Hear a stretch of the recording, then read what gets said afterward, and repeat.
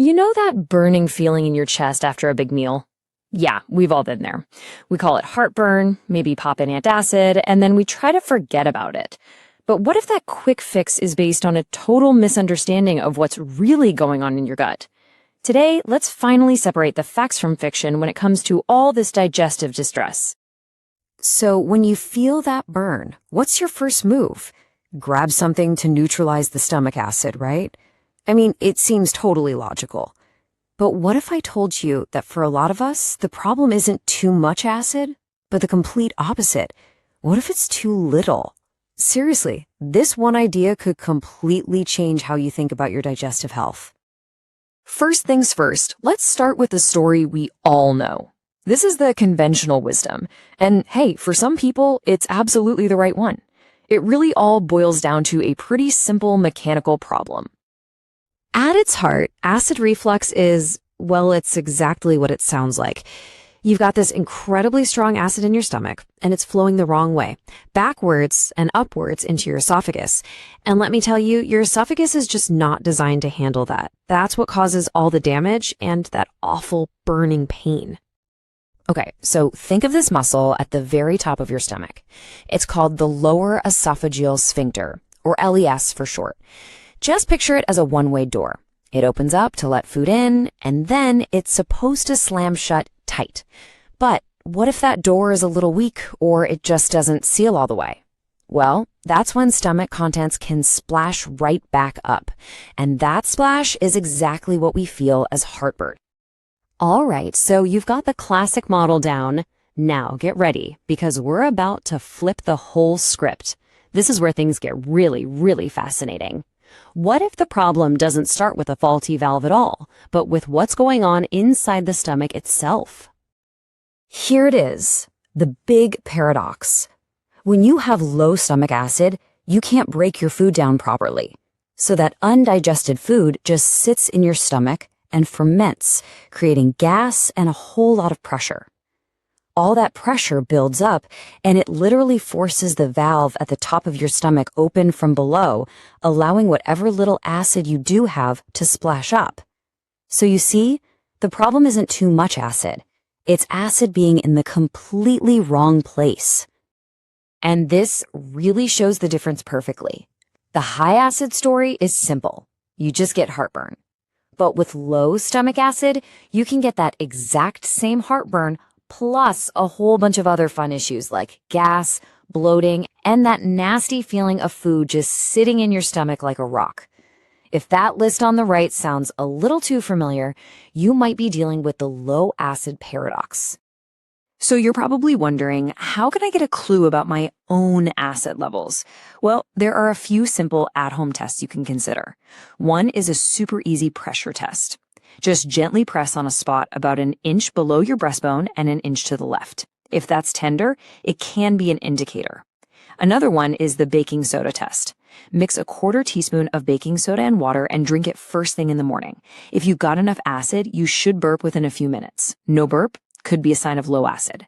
And finally, there's something called the betaine HCl test, but that one uses a supplement, so you'll want to be careful and ideally do that with some professional guidance. So whether the problem is too much acid or pressure from too little acid, the long-term results can be exactly the same: chronic, constant irritation. And when that happens, the protective lining of your stomach can actually start to break down, which, as you can imagine, leads to much more serious issues. The very first stage of this breakdown is called gastritis. The easiest way to think of it is like getting a sunburn, but on the inside of your stomach. That protective mucus barrier gets compromised, and the stomach wall just becomes inflamed and really irritated. It's basically a big flashing warning sign that something is not right. And if that inflammation from gastritis is just ignored, it can actually progress into what's called a peptic ulcer. Now, this isn't just irritation anymore. We're talking about an actual open wound in the lining of your digestive tract. This is a much more serious condition, and it really requires your attention. So what's a major cause of these ulcers? A nasty little bacteria called H. pylori. And here's the kicker, the connection back to our paradox. H. pylori thrives in a low-acid environment. A properly acidic stomach keeps it in check. But when those acid levels drop, this bacteria can multiply like crazy and literally eat away at the stomach's protective lining, leading directly to ulcers. And here is a fantastic little clue you can use to tell the difference between indigestion and a potential ulcer.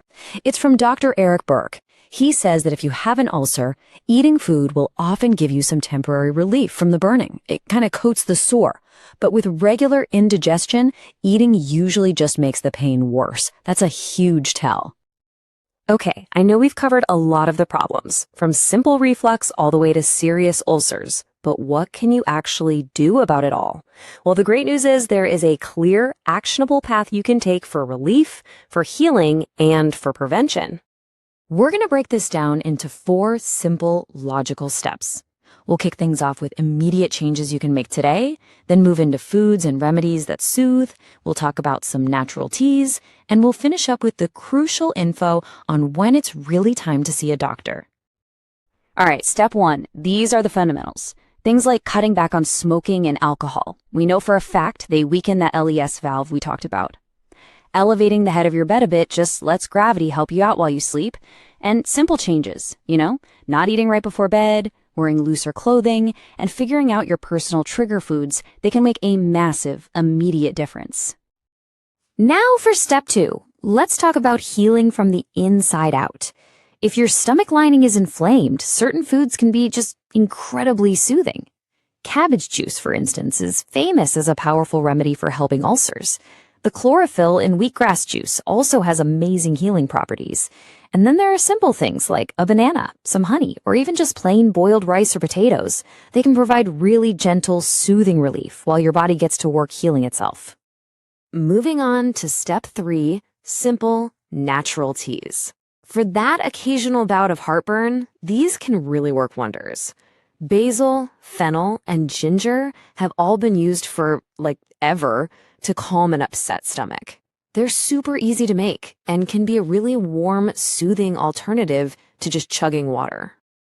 And finally, step 4, and this is so important, knowing when to manage this yourself and when you need to see a professional.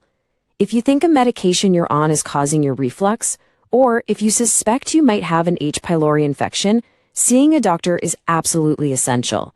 They can discuss the whole range of treatments, from simple antacids to more powerful medications like H2 blockers and PPIs that actually reduce your body's acid production. And that really brings us to the end. The key takeaway here is that symptoms like heartburn, bloating, and indigestion, they aren't just little annoyances to be silenced with a pill. They are messages. They're signals from your body. So the real question is, are you listening to what your gut is really trying to tell you? The answer could be a lot simpler and maybe more surprising than you think.